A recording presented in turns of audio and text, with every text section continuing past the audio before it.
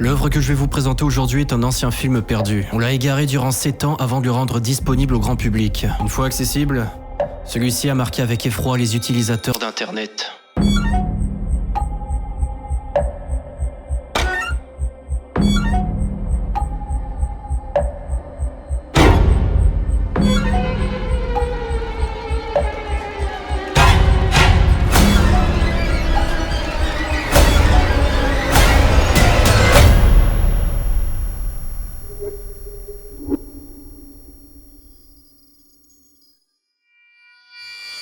Dans la ville de Poughkeepsie, à New York, plusieurs centaines de cassettes sont trouvées dans une maison, lieu où des dizaines de cadavres ont été délaissés et enterrés. Ces médias ont été enregistrés par l'homme ayant provoqué ces abominations. Il a filmé son quotidien de meurtrier en prenant bien soin de nous épargner aucun détail. Et nous allons les visionner.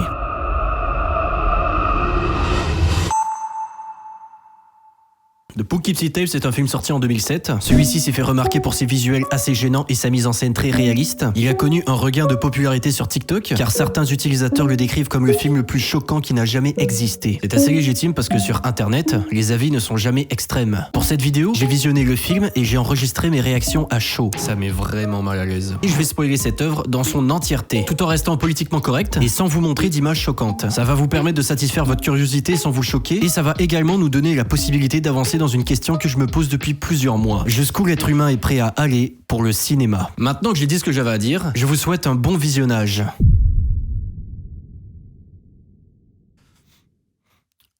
On est devant The Poughkeepsie Tapes. J'ai hâte de voir ce que ça va donner. C'est un genre de faux documentaire, une reproduction un peu fictive de Snuff Movie. Allons-y. Le film commence de façon mélancolique. Nous sommes à un enterrement, des vidéos commémoratives sont montrées aux spectateurs, une jeune fille en est la protagoniste. Le ton est amer, doux et tragique.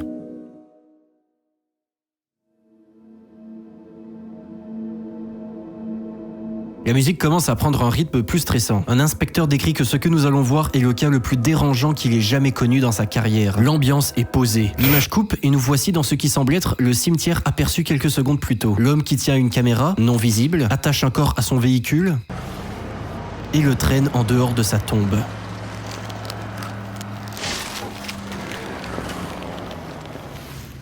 Bon, je l'ai pas encore mentionné, mais ce film est un found footage. Personnellement, ce style de film est celui que je préfère, car il me procure beaucoup de stress et d'anxiété. Le mouvement saccadé et imprévisible de la caméra est assez prenant, je trouve, et me tient toujours en haleine. D'une seconde à l'autre, dans une œuvre found footage, tu peux avoir un screamer ou un événement dérangeant. Je trouve vraiment que toute histoire peut être creepy si elle est filmée dans ce style. Dans le cas de Poughkeepsie Tapes, nous sommes dans ce genre, mais ce n'est pas tout. Ce long métrage est réalisé comme un documentaire, c'est-à-dire que t'as l'impression de regarder un docu Netflix True Crime, sauf que le crime en question est fictif. Donc on va avoir des comparaisons avec des tueurs en série, on va avoir des interviews de familles, policiers, victimes, on va également visionner des médias d'archives. Tout ça est faux, c'est un film. C'est pas parce que c'est pas vrai que ça fait pas peur, évidemment. Je précise que c'est fictif, vous comprendrez pourquoi plus tard. Donc, le documentaire commence, les forces de l'ordre nous introduisent directement à ce qu'ils appellent les Poughkeepsie Tapes. Ce sont des cassettes contenant des enregistrements d'actes abominablement sadiques qu'a commis un tueur en série. Il s'amusait à tuer hasardement les gens, les séquestrer, les torturer, les réduire à de simples esclaves, tout ça en leur mettant son caméscope directement devant le visage pour ne rien manquer d'intéressant. Ces cassettes ont été retrouvées dans sa maison, de même que plusieurs dépouilles qu'il a manifestement abandonnées. Les premières minutes de ce film servent surtout à présenter l'antagoniste, le meurtrier. Durant tout le faux documentaire, les autorités vont tenter de le trouver. Nous visionnons quelques cassettes de ses aventures. Une fois, il fait l'autostoppeur et assassine un couple. Une autre fois, dans une scène que je trouve très dérangeante, il s'en prend à une petite fille. Il voit un enfant, sort simplement de sa voiture et commence à engager la discussion avec le jeune être. Manifestement très mal à l'aise qu'un étranger vienne lui parler. Il insiste pour la filmer, pour lui parler. La tension monte car on sait qu'il va se passer quelque chose. Et ceci finit par arriver.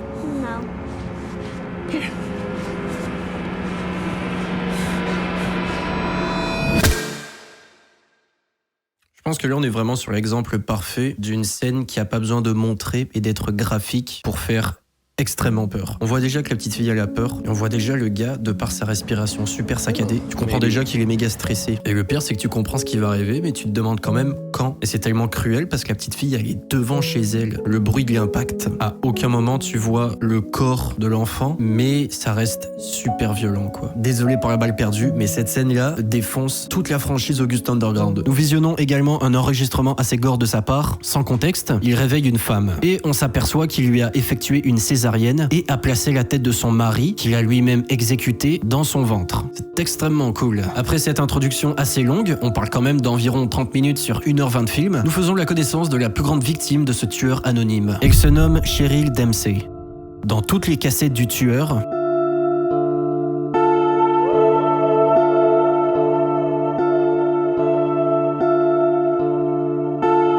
toutes celles-ci sont uniquement dédiées à Cheryl Dempsey.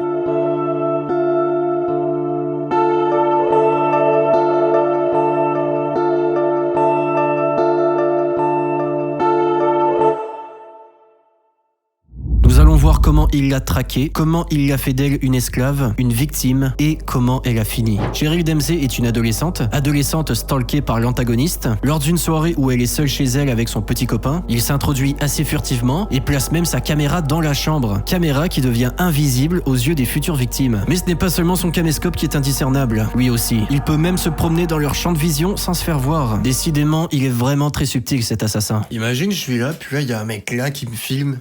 Et je le vois pas. En tout cas, lorsqu'ils partent se coucher, l'homme suit le copain de Cheryl et lui fracasse le crâne. Plus tard, il ouvrira son corps et fera sortir ses entrailles. Il violente ensuite Cheryl et l'emmène avec lui. C'est le début de l'enfer pour cette jeune femme, qui ne vivra plus jamais comme avant. Rapidement, il l'attache dans une position très inconfortable et l'oblige à changer son nom pour esclave. Dans la suite du film, l'homme va torturer physiquement et psychologiquement Cheryl. Il va lui faire croire qu'il a tué toute sa famille, ce qui est faux, et va la frapper, abuser d'elle sexuellement. Il va aussi forcer Cheryl à porter un masque. Il est terrorisant, je trouve. Et vous allez comprendre que ce gars c'est vraiment un malade, car après sa disparition, la famille de Cheryl prend une place assez importante dans les enquêtes pour la retrouver, et ce hors-la-loi va tout simplement se pointer devant la mère, chez elle, pour la narguer. Wait.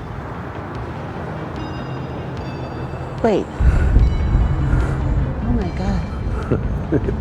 Oh my God. Honnêtement, cette scène, je pense que c'est peut-être une des plus marquantes du film. Je suis pas père, mais j'imagine que les parents, ça doit être une de leurs phobies premières, quoi. Et en vrai, pour le moment, on est sur 1 heure de film, et j'aime bien.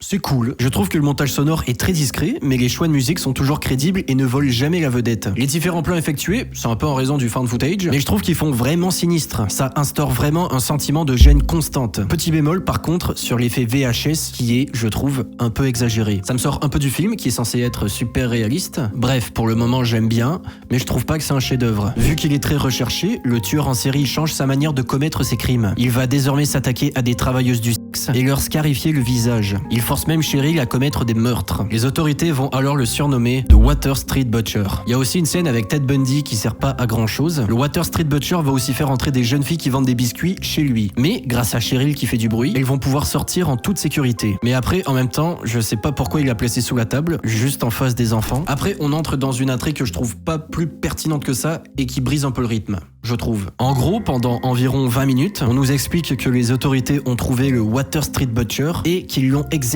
Le problème, c'est que c'était pas lui en fait.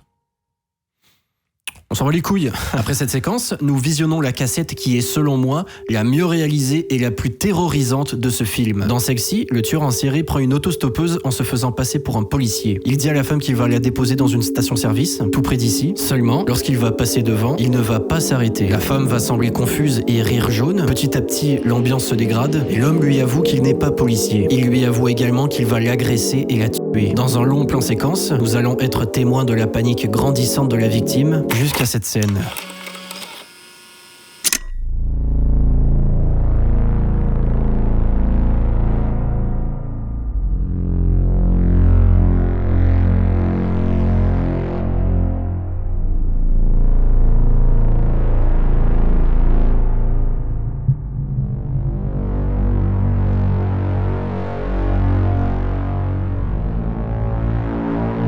Dans celle-ci, le Water Street Butcher va avancer bizarrement jusqu'à sa victime et il va planter des aiguilles dans son cou. Celle-ci va s'étouffer dans son sang. Grosse ambiance. Regarde derrière moi si le tueur il est pas là. Ça fait peur en tabarnak, man. La couleur de la cam, la gestuelle, le jeu de l'actrice, c'est terrifiant. C'était une très bonne scène. C'est personnellement grâce à cette séquence que j'ai connu le film. Je me promenais sur TikTok tranquille et je tombe sur ça, sans contexte, et je me disais, je dois regarder ce film. En allant dans les commentaires pour trouver son nom, je vois des gens qui ont des déclarations assez bizarres. Le fait que ce soit vrai, c'est basé sur des vrais événements, les cassettes sont réelles. What the fuck?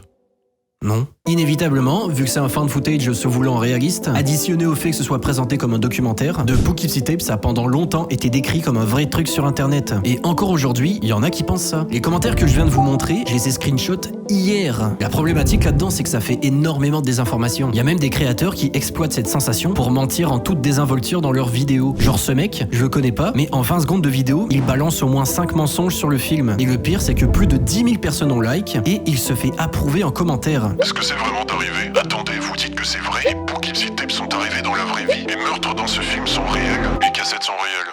Allez regarder le documentaire. C'est complètement lunaire. Le pire, c'est que ça prend littéralement 5 secondes de faire une recherche sur internet et voir que les personnages du film, c'est des acteurs. J'ai pas vraiment envie de faire le moralisateur, mais est-ce que ça vaut vraiment la peine de faire croire à des enfants de 13 ans qu'ils regardent des vrais meurtres? Tout ça pour des stats. Après cette parenthèse, nous sommes de retour dans la joyeuse ville de Poughkeepsie. Le Water Street Butcher a donné les coordonnées d'une maison à la police. Seul petit bémol, il n'y est plus. Mais les autorités vont mettre la main sur plus de 800 cassettes mettant en scène les atrocités du tueur en série. Ils vont aussi trouver des dépouilles. Vous avez sûrement fait le lien, mais c'est bel et bien la maison dont on a parlé au début du film. En la fouillant, ils vont également trouver Cheryl Dempsey, vivante, 8 ans après sa disparition. Elle est, par contre, en très mauvais état. Plusieurs mois après avoir été sauvée, Cheryl donne une interview sur son expérience. Celle-ci semble traumatisée. Elle attend qu'on lui dise quoi dire. Elle a tellement été victime de torture qu'elle ne sait plus vivre sans. Elle a développé un syndrome de Stockholm envers son agresseur. Elle raconte qu'il l'aime et qu'il va revenir la chercher. Ça fait peur à voir. 2 semaines après cette interview, Cheryl Dempsey met fin à ses jours. Je vous ramène ensuite à la scène d'ouverture, lors des funérailles. Vous rappelez-vous du véhicule ayant déterré le cadavre ? Il semblerait que le tueur serait effectivement revenu chercher sa compagne. J'ai vraiment apprécié ce film. Il y a vraiment un truc sur ce film qui est marquant, iconique. Il y a quelques scènes, vraiment tu t'en rappelles. Le film a sa propre personnalité aussi, je trouve. Si vous voulez vous faire peur mais que vous n'aimez pas le gore gratuit ou l'exagération totale, je pense que vous allez apprécier de Poughkeepsie Tapes. Voilà, c'est tout. Merci de m'avoir écouté. Ciao.